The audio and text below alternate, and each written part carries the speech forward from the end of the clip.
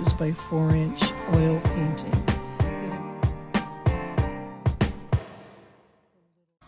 I want to share a few different surfaces to work on for the Inchie project. I've shown how to tear and create the rough edges on watercolor paper. And I came upon a few other prepared surfaces that I'd done in the past. A little piece of wood, gessoed, gilded, 24 karat gold. There's sizing you can see through with the red oxide that is put down to warm up the gold wherever there's cracks. So that's a nice little surface and a good shape to play with. And again, the gilding, you can see the red through it. And I've put a titanium white acrylic on this. So this would be for an acrylic painting, and probably a two-sided piece. A piece of rough canvas that I frayed and then gilded with silver and titanium white or gesso. I think it's titanium white. I can see the shine here. So again, another surface for a two-sided piece. And paper, just roughly hewn. This is a piece of cardboard that I've stretched very thin cotton over and adhered it to the back and then gessoed the surface. So a nice little painting ground for oil paint or acrylic. Even gouache would be nice on this. And I guess again, paper. And then this is the paper, the watercolor surface, and a little bit of colored acrylic paint on the back, and another piece of wood, gessoed and gilded on the back. So some fun grounds to work on that are different than the paper.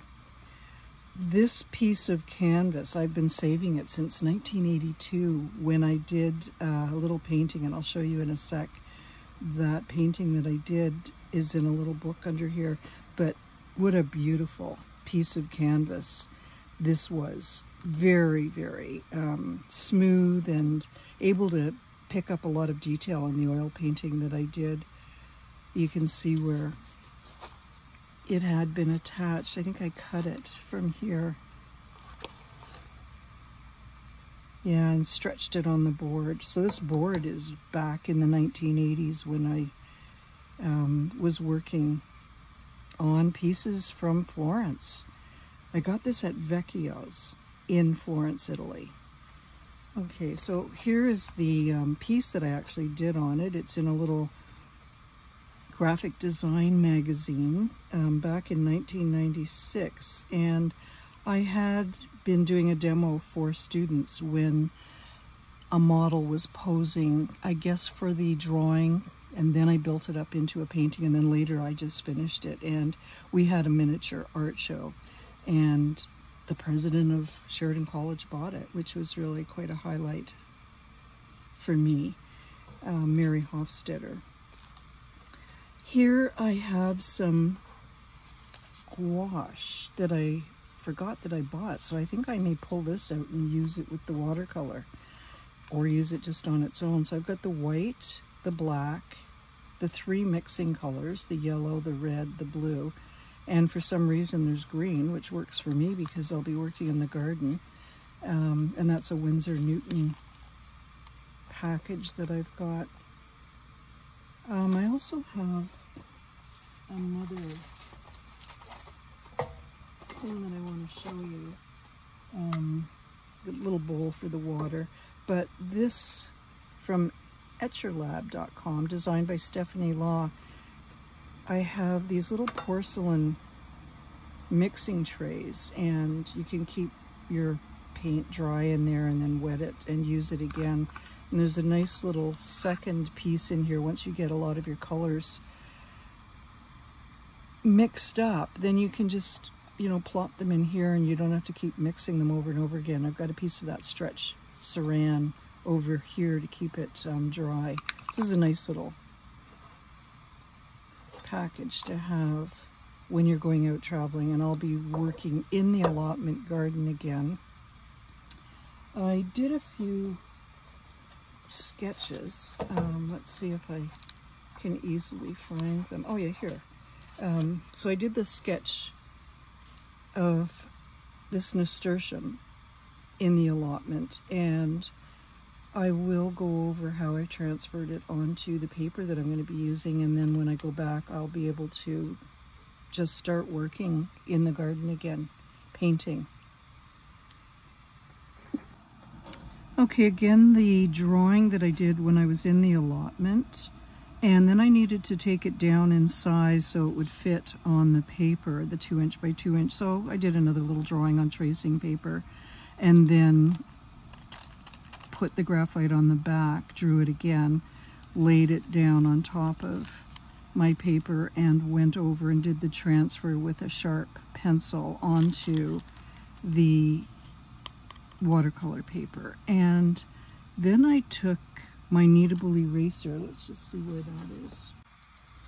Okay, here we are, taking a piece of kneadable eraser out and kneading it to get it softened and to work any old graphite into, redistribute it so it's not laying it down on the paper.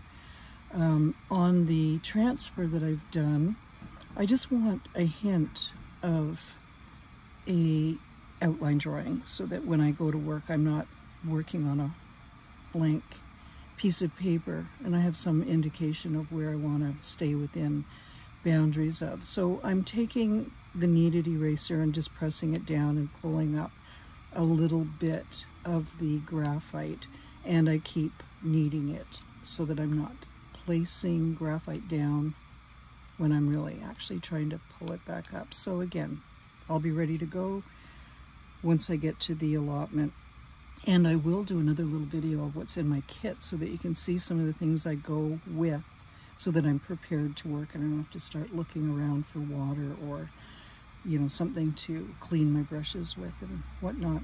I also prepared a couple more sheets. I put a yellow wash watercolor on one of these Inchies, and then I did another little drawing on a piece of paper. It's got a little bit more detail in it because I think I want to work in gouache, and I wanted to have some delineation exactly where I wanted to put my lines down, and it's an opaque medium, so that's okay, but I still don't want too much graphite down there mixing in with the pigment of the paint and muddying up the colors. Good. Okay, I wanted to show a little bit more of a close-up of the painting in the magazine The Carrot that was published back in 1996. This is Elizabeth, and Elizabeth was part of the Anachronistic Society, and she came and posed for our class in full outfit for 3 weeks. So there was 3-hour sessions. That would have been 9 hours total of her sitting for us, with little breaks, of course. So students and I both worked on this piece in class, and then we would have taken it home and done finishing details. So it would have been a longer process than just the 9 hours. And it was just such a lovely experience to be able to work with Elizabeth on this.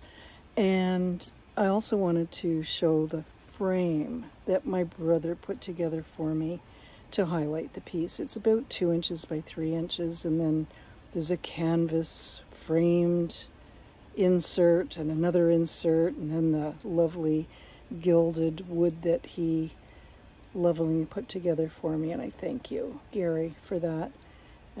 Apologies for not being able to get good detail on the last close-up. It was a glossy magazine, really difficult to focus in on, and it was really small. So I decided to take out another piece that I had done. It's an oil painting, and my brother framed it, and you can see the beautiful inserts upon inserts, and then his lovely choice of gilded frame for this, I think it's 3 inches by 4 inch oil painting that I would have done back in, I believe, the mid-90s.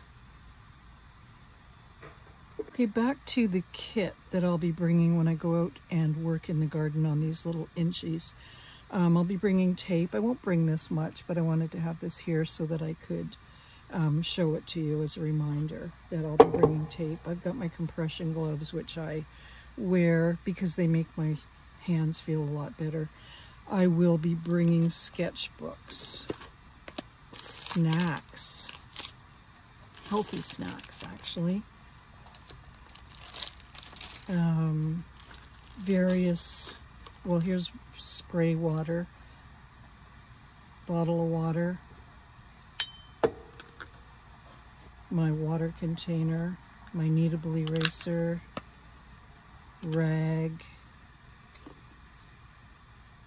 the beam paint wax to put over my snacks if I don't eat the whole thing, the porcelain mixing trays that I showed earlier from etcherlab.com, and these are the beam paints that I've put inside this little space pen kit, so I'll be using those. This is a transparent medium, as I've mentioned before. I've got the gouache, which is an opaque water base, and I can use the two of them together, use them separately. Always a pencil. I've got some gold sparkly water-based paints as well that I'll bring if I want to have a little bit of fun, and I've got this silver designer gouache Winsor Newton as well, and a few other. I've got white and yellow gouache, the little brush cleaning,